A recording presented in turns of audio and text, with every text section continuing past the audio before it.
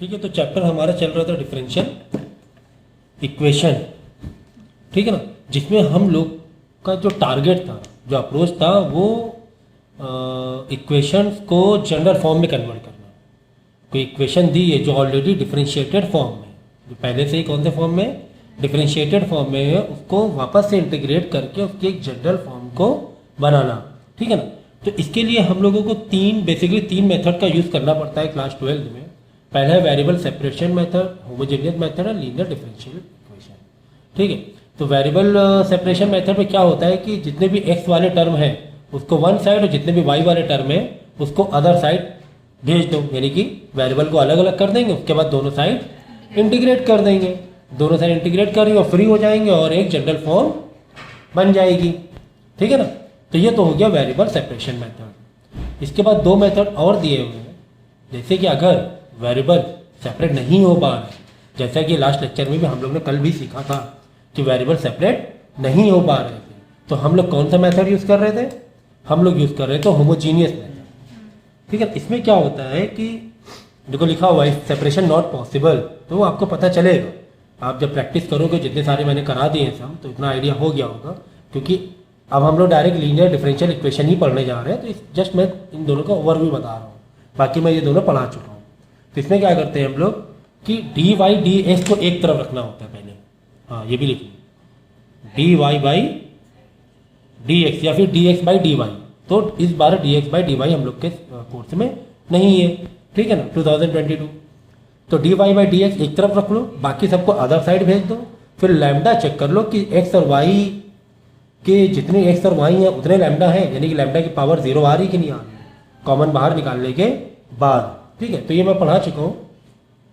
उसके बाद आपको जब पता चल जाए कि हाँ ये लैम्डा की पावर 0 है, कब, एक तरफ LHS में D Y by D X आने के बाद इसके पास कुछ और ना रहे, सब कुछ अदर साइड भेजने के बाद, ठीक है ना, तो बाद में लैम्डा चेक कर लेना, पता चला हाँ ये होमोजीनियस है, ये होमोजीनियस से हो जाएगा। तो लेकिन होमोजीनियस से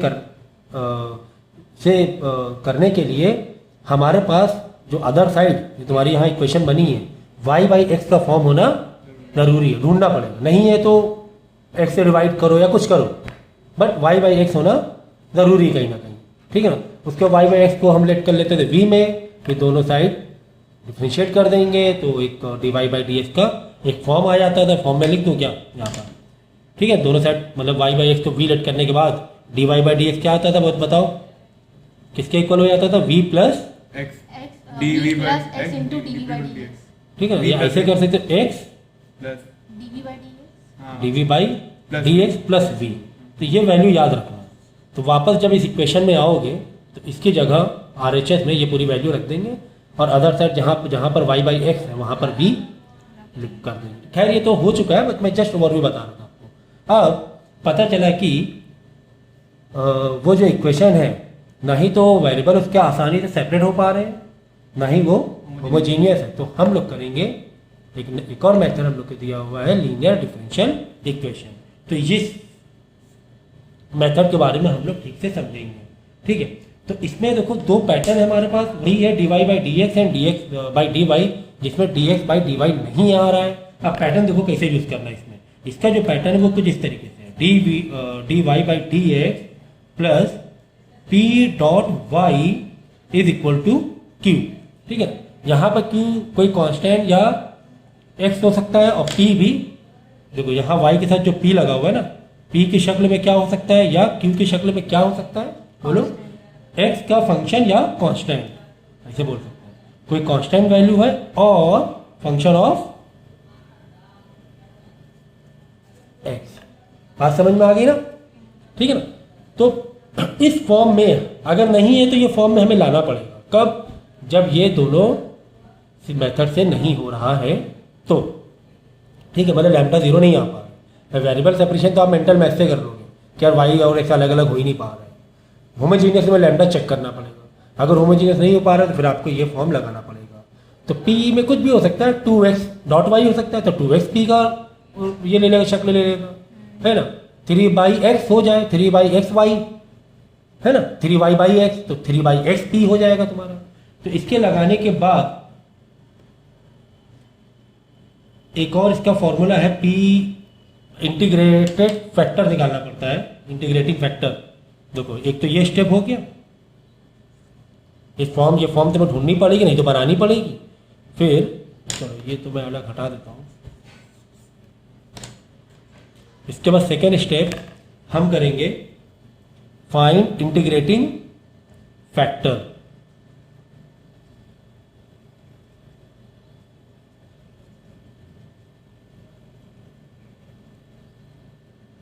आज का स्पेलिंग बहुत भूल रहे हैं। फाइंड इंटीग्रेटिंग देखते हैं व्हाट्सएप और ये सब सोशल मीडिया शॉर्ट में लिख के इंटीग्रेटिंग फैक्टर। तो यहाँ से पी की वैल्यू मिल जाएगी।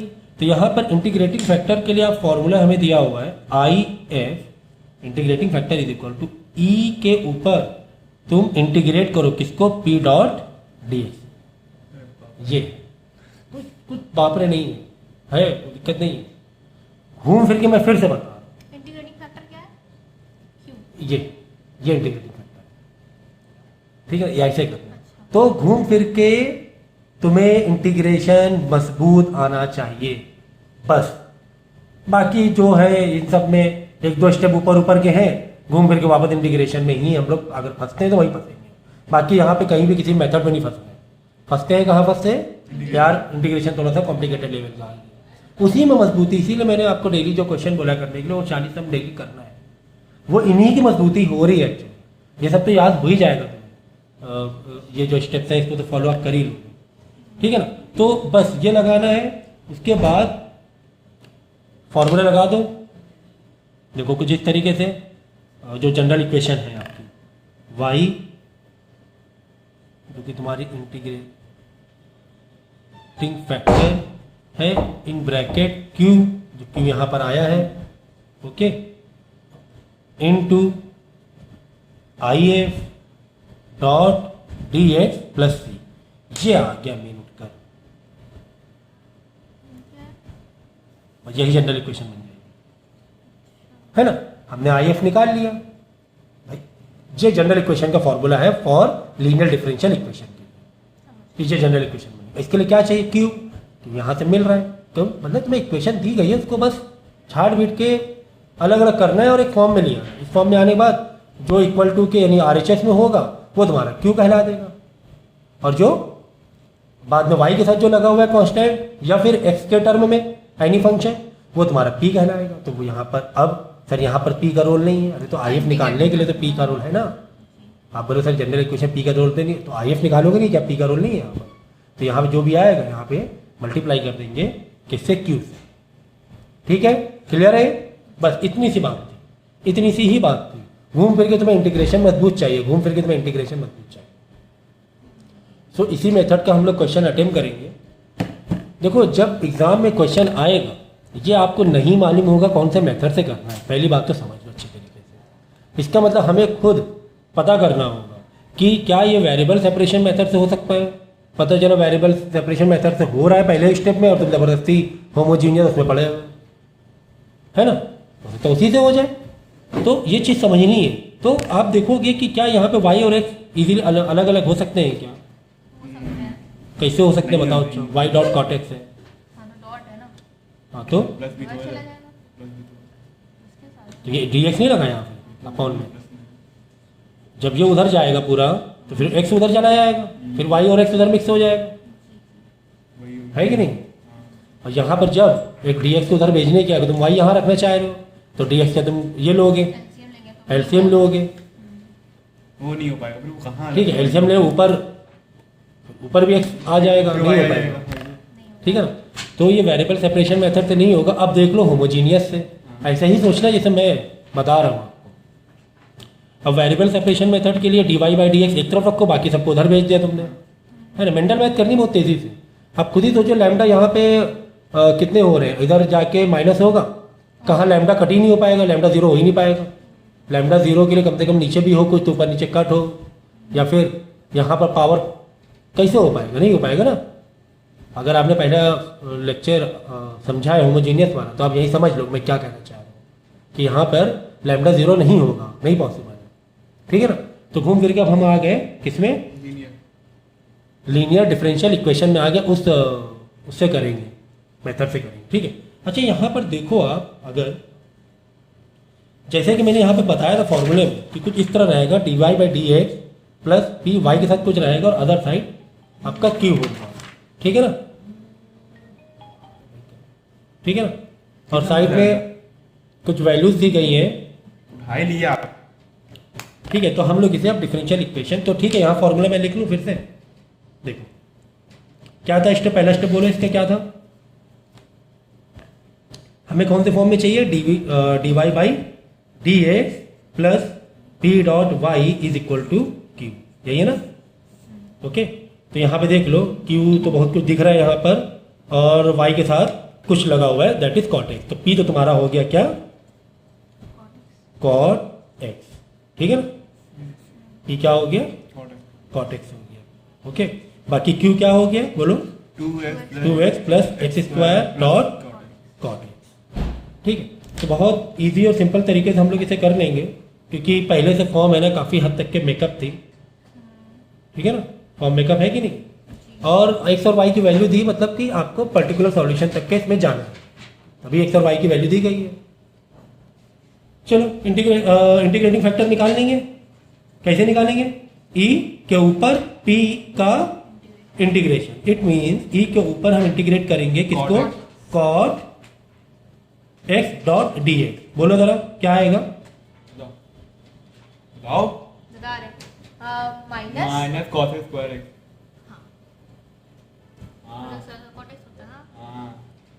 सोच लो एक बार और, हाँ शायद माइनस नहीं कॉट एक्स का होता माइनस है cot cos X cot X.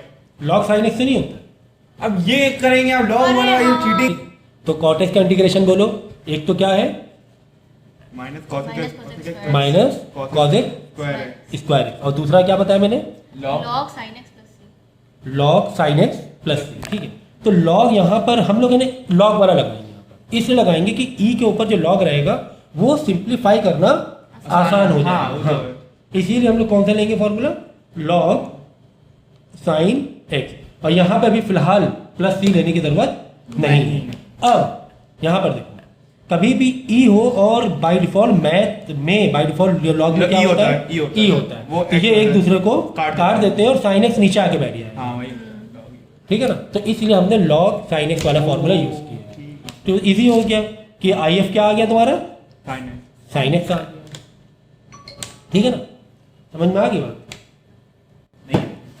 ठीक है। तो ये इंटीग्रेटिंग फैक्टर आ गया। अब बोलो फॉर्मूला में क्या लगाना है, जल्दी बोलो फटाफट, भूल गए। हमें लगाना है फॉर्मूला, मैं यहाँ पे लगा रहा हूँ, Y integrating factor, Y is equal to, नहीं इंटीग्रेटिंग फैक्टर नहीं, हाँ ठीक है, अच्छा अब इसके आगे भूल गए, चलो बस क्या, क्यू इनटू इंटीग्रेटिंग फैक्टर अरे integrating factor dot D X dot D X और प्लस सी, ठीक है। तो y इंटीग्रेटिंग फैक्टर मतलब y sine X, integrating factor क्या आ गया, Y sine X, sine X आ गया, तो y in bracket sine X, sine X, और q की जगह काफी ये हो जाएगा minus cos X, dot cot X, क्योंकि ये मल्टीप्लाई है ना, साइन एक्स से मल्टीप्लाई नहीं करना है, इंटीग्रेटिंग फैक्टर का डीएक्स निकालेंगे ना, मल्टीप्लाई, हाँ ठीक है। तो ये आपने ये तो फ्रेम तो करने दो, प्लस सी, देखो हमने तो क्यू क्यू फ्रेम ये किया, क्यू पूरा, अच्छा क्यू, ये क्यू देखो, ये पूरा क्यू है, ये मैंने पूरा क्यू रखा, हाँ, ये पूरा इंटीग्रेटिंग फैक्टर रखा, और हाँ, dot C। D X plus C, equal to का साइन ठीक है ना, हाँ इक्वल टू लगा, ठीक है। वही मैं कह रहा हूँ ना कि पूरा चैप्टर बहुत आसान है, टोटल इंटीग्रेशन मजबूत चाहिए, अगर कोई भी सम को डायरेक्ट इससे करें तो इसे डायरेक्ट फॉर्मूला का कर दें, ठीक। आसान लग रहा है। तो ये हो गया। अब इसके बाद देखो फटाफट चालू करो अपना काम, साइन एक्स का हो जाएगा माइनस कॉस एक्स, भैया यू भी नहीं दिख रहा, कहाँ ये सिर्फ ये, अब यहाँ पे देखो इंटीग्रेशन आ गया, यहाँ पर क्या मुझे बताना चाहिए आगे, बोलो जरा, मुझे लगता है मुझे बताना चाहिए, पहले क्या करो थोड़ा सिंप्लीफाई कर लिया जाए, हाँ ये भी ये quadratic, 2x plus X square dot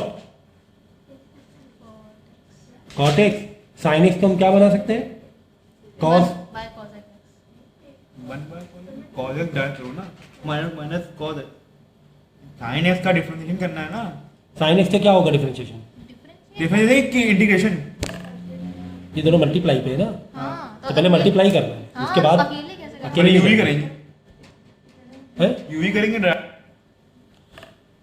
तो क्या करो, पहले साइन एक्स को अंदर मल्टीप्लाई भेज दो, तो वही एक सही तरीका है। तो 2x sine X okay plus X square. अब देखो कॉट एक्स को तुम क्या बना लो, cos x upon sin x। Cot को तुम बना लो कॉस बाई साइन, हाँ भाई cos वही बोली sir. Cos by sine, cos x upon sin। और साइन एक्स अंदर मल्टीप्लाई करा रहे हो तो बढ़िया साइन है। एक्स यहाँ आ ही रहा है, बाकी डॉट डी एक्स प्लस तुम काट दी। साइन एक्स से साइन एक्स कट गया, y is equal to sine X अब इज अलग इक्वल अलग टू आइडिया लग जाएगा। 2x into sine x. कुछ दो बार भाई। यहाँ पे दो इंटीग्रल अलग अलग कर सकते हो, है ना, ये इंटीग्रेशन अलग कर दो हाँ ये प्लस अलग कर दो। और एक्स स्क्वायर कॉज एक्स का इंटीग्रेशन अलग कर दो। यहाँ पे एक्स स्क्वायर कॉज एक्स का इंटीग्रेशन जो होगा, यहाँ पर आप आइलेट यूज कर सकते हो, ठीक है ना। दोनों में कर सकते हो। हाँ हाँ इसमें भी यूज कर लो, हाँ दोनों में ही होगा। 2x साइन एक्स है, यहाँ पे 2x है और यहाँ पर भी 2x है, ठीक है, यहाँ पे डॉट डी, ठीक है। दोनों में आइलेट यूज कर लेना। आइलेट करने के तरीके मैं बता चुका हूँ, इसके आगे जबरदस्ती चैप्टर रिलेट होगा, ये सब पता ही है सॉल्व आपको। कर दो। अब इसे क्या सॉल्व करना, अब आइलेट लगा दो ना, इसका अलग इंटीग्रेशन कर दो आइलेट लगा के, इसका अलग कर दो। आइलेट- या आइलेट में दिक्कत है तो बता दो, नहीं आइलेट में नॉर्मल आइलेट वाली कहानी फिर अलग हो जाती है। बस एक तरीके से होता है, तो नॉर्मल इंटीग्रेशन ही है ना। नॉर्मली होता है, बस मेथड बता दे रहे हैं, चलो पहले इन्वर्स देखा जाएगा ठीक है। अब इसका पहले आइलेट देख लो क्या लगेगा, आइलेट, ठीक है ना। तो पहले हो रहा है अलजेब्रा, अलजेब्रा अलजेब्रा और ये वाला क्या है, सही। Trigonometry trigonometry. ऑर्डर में। तो ये ऑर्डर में है, देखो अलजेब्रा और ये ट्रिग्नोमेट्री। जब ऑर्डर में है मतलब ये वाला हो गया फर्स्ट, और ये उसके ऊपर सेकंड देना जरूरी है, ठीक है। अब इसका फॉर्मूला लिख लो, क्या, इंटीग्रेट करो अभी नहीं करना है।